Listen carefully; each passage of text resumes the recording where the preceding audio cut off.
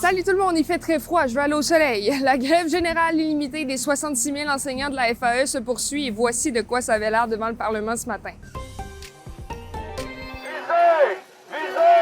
Visez toujours plus haut! Bon, hier, je vous parlais d'un nouveau calendrier de grève, de nouvelles dates pour le Front commun. Voici à quoi ça peut ressembler au cours des prochaines semaines.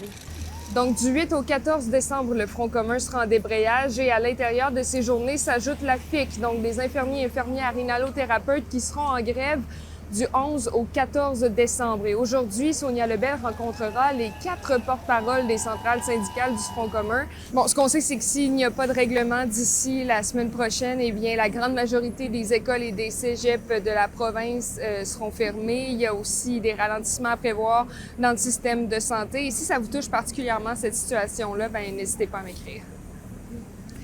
Et maintenant, je veux vous parler d'autobus parce qu'il y a un texte fort intéressant de mon collègue Éric ce matin qui nous apprend qu'il y a fort achalandage pour les trajets 800 et 801. En fait, c'est que les métrobus 800 et 801 étaient à un point de saturation carrément aux heures de pointe cet automne. Et d'ailleurs, je tiens à rassurer ceux et celles qui embarquent dans ces autobus pour aller au travail. Ces 2 trajets n'ont pas été touchés par la diminution de service hivernal annoncée par le RTC vendredi dernier. Et je vous amène avec moi en Basse-Ville de Québec pour terminer le vidéojournal parce que derrière moi, il y a ce nouveau lieu de répit pour personnes en situation d'itinérance. 2 nouveaux lieux vont ouvrir leurs portes.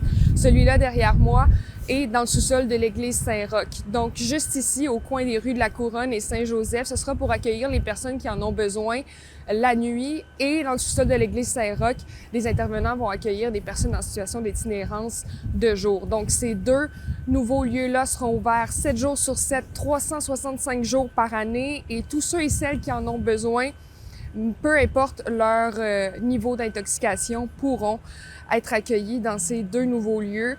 Et la Ville de Québec ainsi que le CIUS, la capitale nationale, souhaitent que ces 2 lieux soient ouverts au moins pour les 5 prochaines années.